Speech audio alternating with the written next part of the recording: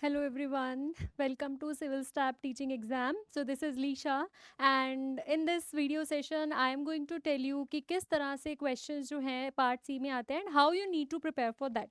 Okay इससे पहले 2 videos और जो हैं फिजिकल साइंसेस से रिलेटेड अपलोड हो चुकी हैं चैनल पर, जिसमें एक वीडियो में बताया गया है कि क्या क्या एग्ज़ाम पैटर्न में चेंजेस आए हैं प्रीवियस कुछ ईयर्स में, एंड एक वीडियो में बताया गया है कि how you need to prepare for part B for physical sciences so that you can clear your NET JRF exam. तो अभी तक जिसने वो वीडियो नहीं देखा है वो देख सकता है, ताकि आप लोगों को भी एक आइडिया मिल सके, एक हेल्प आउट मिल सके कि how you need to prepare for the same. So before I continue, I would like you to like the session and इसको share करना, ठीक है. Let us start the session now. तो जो हमारा सेशन है इसमें मैं आपको पहले ही बता चुकी हूँ कि फिजिकल साइंसेज में पार्ट सी में किस तरह के क्वेश्चंस आते हैं and how we need to prepare for that. I will be telling you that in this session. ठीक है, पहली बात तो ये चीज़ याद रखना, आगे बढ़ने से पहले पहले एक थोड़ा सा बेसिक हो जाए, है ना. आप कहोगे नहीं तो मैम ने सीधा बता दिया, तो एक बार थोड़ा सा बेसिक हो जाता है. जिसको ये बातें पता है वेरी गुड, जिसको नहीं पता है तो एक बार एग्जाम का जो पैटर्न है वो थोड़ा सा हमें पता होना चाहिए. Part A, part B, part C, है ना. 3 आवर्स का एग्जाम है हमारा और इसमें 3 पार्ट्स में हमारा जो पेपर है वो डिवाइडेड होता है. ये तो जनरल होता है पार्ट ए, है ना, which consist of basically your 20 questions. Part B जो होता है ये कोर फिजिक्स से रिलेटेड होता है ना. एंड पार्ट सी जो होता है ये एडवांस्ड होता है. पार्ट सी क्या होता है? एडवांस्ड होता है. Part B consist of 25 questions, part C consist of 30 questions. Part A में 20 क्वेश्चंस आए हैं पर हमें 20 के 20 अटेम्प्ट नहीं करने होते, है ना. अगर हमें कितने अटेम्प्ट करने होते हैं out of 20? 15 questions we need to attempt, right. और यहाँ पे पार्ट बी में we need to attempt 20 questions and again in part C we need to attempt 20 questions. Out of 30 we need to attempt 20 questions. तो 5 questions की छूट यहाँ पे है, 5 की यहाँ पे है और 10 की यहाँ पे है. छूट तो क्या, पेपर तो पूरा ही अटेम्प्ट करना है. एंड टोटल जो आपका पेपर होता है वो कितने मार्क्स का होता है? 200 मार्क्स का पेपर होता है. प्लस यहाँ पे देखो जो नेट में हमें बिगेस्ट डिसएडवांटेज लगता है, यहाँ पे नेगेटिव मार्किंग होती है. हम सारा पेपर अटेम्प्ट नहीं कर सकते, है ना. मतलब अगर सारा पेपर आता है तो अटेम्प्ट करेंगे, ऑब्वियसली नहीं आता है तो हम सारा ऐसे तुक्का नहीं मार सकते कि इसका ए बी सी, है ना. नेगेटिव मार्किंग होती है. सो यहाँ पे जो नेगेटिव मार्किंग रहती है वो 0.5 की रहती है, यहाँ पे 0.875 की, एक्चुअली 1/4 होती है क्वेश्चन के. एंड यहाँ पे जो नेगेटिव मार्किंग रहती है वो कितने की? 1.25 की. यहाँ पे क्वेश्चन 2 मार्क्स का होता है एक question. If you get it right you will get 2 marks. Here if you get it right you will get 3.5 marks and if here the question is right you will get 5 marks. ठीक है, तो maximum marks मिलते हैं part सी के अंदर, है ना. और नेगेटिव मार्किंग 1/4 होती है, 2 का 1/4, ठीक है. और यहाँ पे ऐसे ही 3.5 का 1/4 इज 0.875 और यहाँ पे 5 का 1/4 इज 1.25. तो नेगेटिव मार्किंग अगर आपका क्वेश्चन गलत होता है तो आपकी नेगेटिव मार्किंग वहाँ पर उतने की रहेगी, है ना. तो ये हमारा बिल्कुल बेसिक सा पैटर्न है जो हमारा नेट जेआरएफ के पेपर में, सीएसआई या नेट के पेपर में हमें देखने को मिलता है. मैंने आपको लास्ट जो वीडियो थी उसमें बताया था कि जो पार्ट बी होता है वो थोड़ा सा कॉन्सेप्चुअल रहता है, थोड़ा सा इजी रहता है. अगर हमारे कॉन्सेप्ट्स क्लियर है प्लस हमें थोड़ी सी कैलकुलेशन आती है तो हमारा पार्ट बी बहुत अच्छे से क्रैक हो जाता है.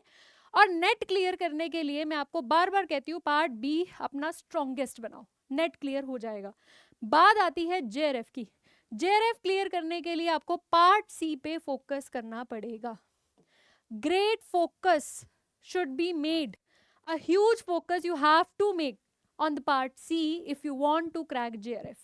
नेट क्लियर करना है तो पार्ट ए और पार्ट बी और कुछ क्वेश्चंस पार्ट सी के बहुत इजी होते हैं, उनको अगर हम क्लब कर दे तो हमारा नेट तो निकल जाता है, ठीक है. जेआरएफ क्रैक करने के लिए आपको पार्ट सी पे बहुत अच्छी कमांड लानी पड़ेगी, है ना. क्योंकि और पार्ट सी देखो इतना इजी नहीं होता.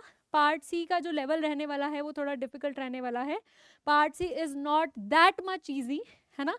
मैं ऐसे भी नहीं कहूँगी कि पार्ट बहुत ही ज़्यादा डिफिकल्ट है, पता नहीं क्या ही मिल जाएगा, क्या ही है उसमें, ऐसा भी नहीं है. हाँ आप क्रैक कर सकते हो but it demands a little bit of practice, little bit more of practice and थोड़ा सा कैलकुलेशन आपका स्ट्रॉन्ग होना चाहिए. एक्चुअली यहाँ पे कॉन्सेप्ट प्लस मैथमेटिकल ट्रिक्स दोनों ही स्ट्रॉन्ग होने चाहिए. अब देखो कोई 5 नंबर दे रहा है, ऐसे फ्री के तो नहीं देगा ना. पेपर में भी जब हम अपनी उसमें लेते हैं, एमएससी में भी 5 नंबर लेने होते थे तो कितना लिखना पड़ता था, 5 पेज तो उसमें भी लिखने पड़ते थे ताकि 5 नंबर मिल जाए, है ना. तो यहाँ पे आपको थोड़ा दिमाग लगाना पड़ता है, थोड़ी सी ज़्यादा मेहनत करनी पड़ती है. बट जेआरएफ क्रैक तभी होगा जब पार्ट सी पे कमांड करोगे. किस पे कमांड करोगे? पार्ट सी पे कमांड करोगे. अब देखो जो पार्ट सी है, मैं आपको पहले भी बता चुकी हूँ, यहाँ पे एडवांस्ड फिजिक्स आती है ना. और ना जिससे हमारे जो कोर सब्जेक्ट है, कोर था पार्ट बी, जिसमें सिर्फ 6 सब्जेक्ट्स लिस्टेड थे. यहाँ पे टोटल 9 सब्जेक्ट्स लिस्टेड है, 3 एक्स्ट्रा सब्जेक्ट्स हैं. लेकिन जो 3 एक्स्ट्रा सब्जेक्ट्स लिस्टेड हैं वो तीनों बहुत ईजी हैं. मुझे लगता है आप उन पे बहुत अच्छी कमांड बना सकते हो, और उनके क्वेश्चंस रिपीट होते हैं, पहली बात. और क्वेश्चंस का लेवल भी उनमें बहुत हाई नहीं होता. जो 3 सब्जेक्ट एक्स्ट्रा हैं, first is condensed matter physics, condensed matter physics, atomic and molecular physics, nuclear and particle physics. ये 3 एक्स्ट्रा हैं हमारे पार्ट सी में. चलो कंडेंस्ड एक बार मैं मान लेती हूँ, इसका क्वेश्चन थोड़ा टिपिकल आता होगा. लेकिन एटॉमिक एंड मॉलिक्यूलर फिजिक्स में ज़ीमैन इफेक्ट से रिलेटेड क्वेश्चन, जे कपलिंग से रिलेटेड क्वेश्चंस, है ना, ये रिपीट होते हैं. और ये इतने भी डिफिकल्ट नहीं होते, कैलकुलेटिव नहीं होते, सबसे बड़ी बात इतने ज़्यादा. तो यहाँ पे 5-5 नंबर स्कोर करना बहुत आसान है. तो इन पे आप कमांड्स जरूर बनाएंगे. देखो अगर नेट जेआरएफ निकालना हो ना, मैं बार बार कहती हूँ 9 में से 6 सब्जेक्ट्स पे भी आपकी बहुत अच्छी कमांड है ना, you can crack your JRF. You can crack your JRF, mind my words, आप बहुत अच्छे से कर सकते हो. ठीक है, बट वो जो 6 सब्जेक्ट्स होने चाहिए वो ऐसे होने चाहिए कि उसमें मैं गलती नहीं करूंगा फिर, है ना. ओके, सो ये जो है ना atomic and molecular physics, nuclear and particle physics. देखो न्यूक्लियर एंड पार्टिकल फिजिक्स है, पार्टिकल फिजिक्स में तो लॉज ऑफ कंजर्वेशन से रिलेटेड क्वेश्चन आता है. कैसे आता है? एक रिएक्शन दे देते हैं, रिएक्शन दे दी, कहेंगे बताओ ये वैलिड है या नहीं है. वहाँ पे अगर सारे लॉज वैलिड है तो स्ट्रॉन्ग इंटरेक्शन है, पूछ लेते हैं कौन से काइंड की इंटरेक्शन है ना. या फिर कौन सा लॉ यहाँ पे वैलिड नहीं है ये पूछ लेते हैं, आप बताओ कौन सा लॉ वैलिड नहीं है. कितना ईजी क्वेश्चन है ये. तो हमसे मास्टर्स में भी पूछा जाता था और एक नंबर में पूछा जाता था. यहाँ आपको 5 नंबर मिलेंगे उस चीज के, है ना. तो जो न्यूक्लियर एंड पार्टिकल है या फिर एटॉमिक एंड मॉलिक्यूलर है, दीज आर वेरी बेसिक. मैं कहती हूँ जैसे एटॉमिक एंड मॉलिक्यूलर है, अगर आप उसको आर राजकुमार की बुक, मेरे ख्याल से मास्टर्स में भी सभी वही बच्चे फॉलो करते हैं, अगर आप उसमें से अच्छे से पढ़ लो ना एटॉमिक एंड मॉलिक्यूलर, तो आई बेट कोई बच्चा गलत नहीं करेगा. ऑलमोस्ट वैसा ही होता है, ऑलमोस्ट वहीं से आता है. Rotational spectra, vibrational spectra, Raman spectra, ये सब पढ़ते हैं हम मास्टर्स में. ठीक है, तो ये एक ऐसी बुक है किसी ने नहीं छोड़नी. ओके, अब किसी ने मास्टर्स में ही तैयारी ना की उसकी अच्छे से, फिर मैं कुछ नहीं कह सकती, बट मुझे फिर भी लगता है कि आप इसको पढ़ के अच्छे से कर सकते हो. ओके, अब आ जाओ.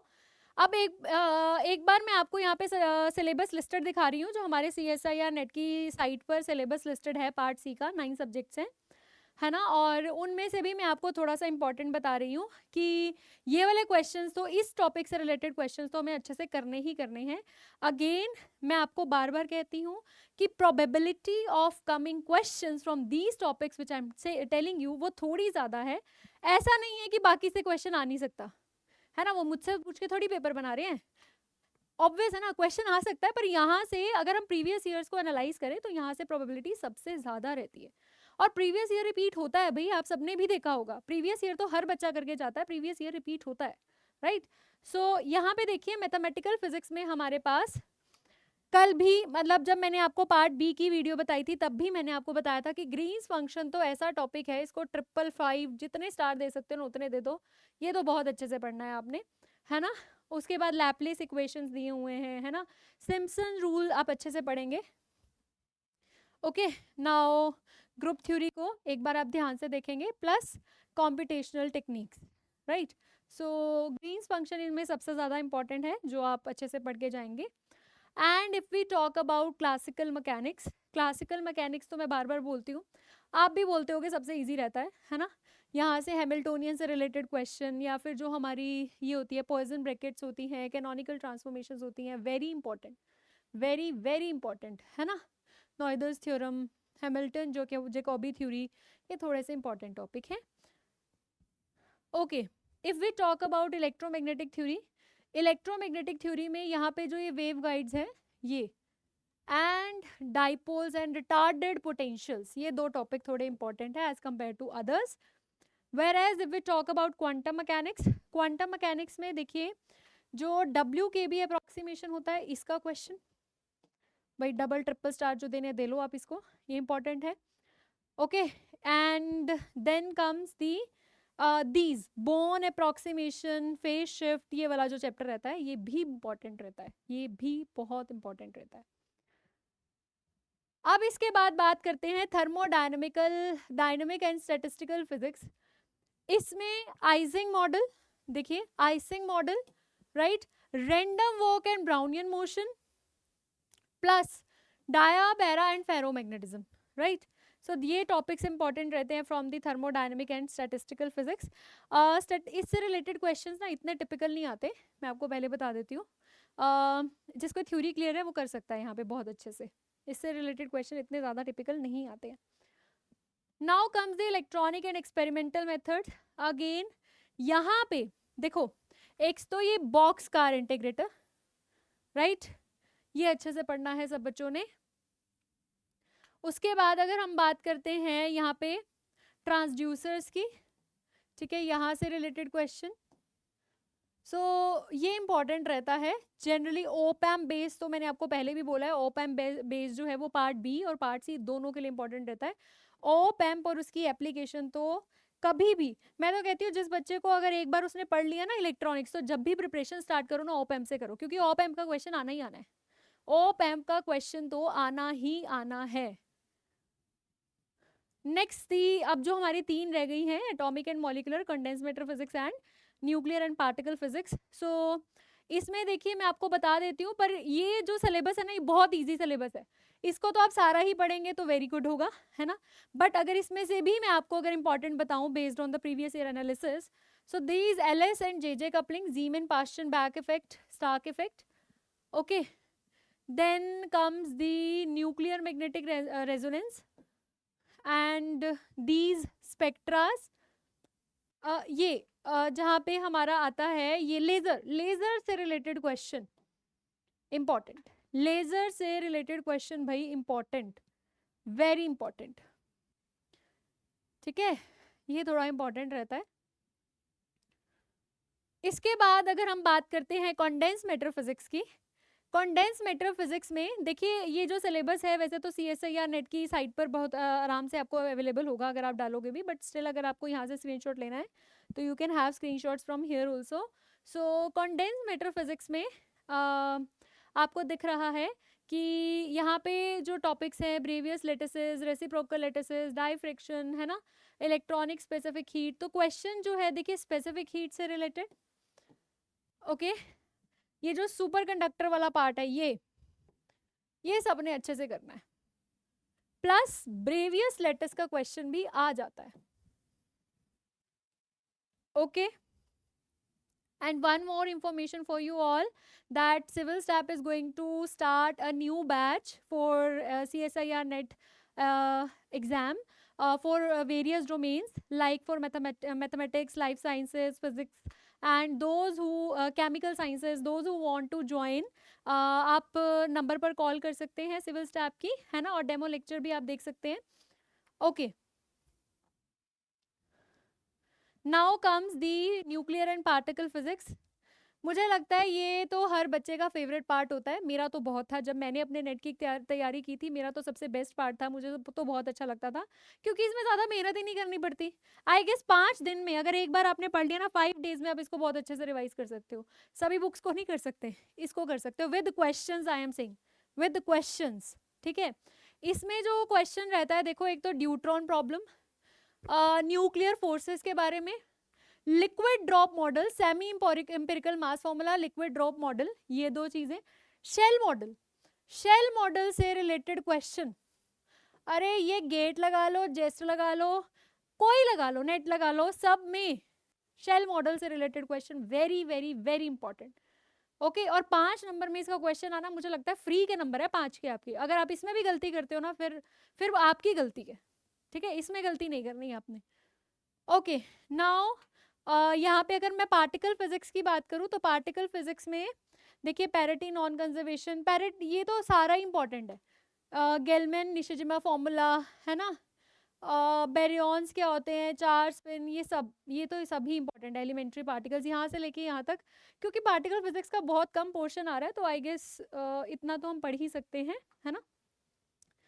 तो this was all about part C. मैंने आपको क्या बताया कि पार्ट सी में किस लेवल का क्वेश्चन आने वाला है, आपको कैसे प्रिपेयर करना है ना, आपको कैसे प्रिपेयर करना है।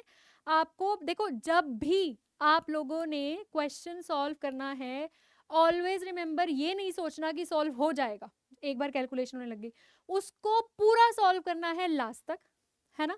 कौन कौन से टॉपिक इंपॉर्टेंट है मैंने आप लोगों को बता दिए।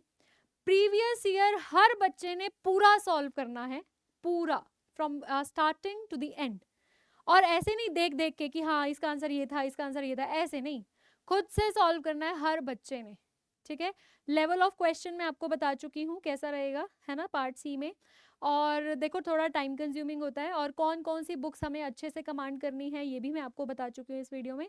होपफुली आप सबको ये वीडियो जो है वो पसंद आई होगी, and you are going to like this session, और एक लाइक पे क्लिक भी करेंगे, हमारे चैनल को भी सब्सक्राइब कर सकते हैं, और अगेन जो बैच ज्वाइन करना चाहता है वो नंबर पर कॉल कर सकता है to join the batch. Okay, thank you so much.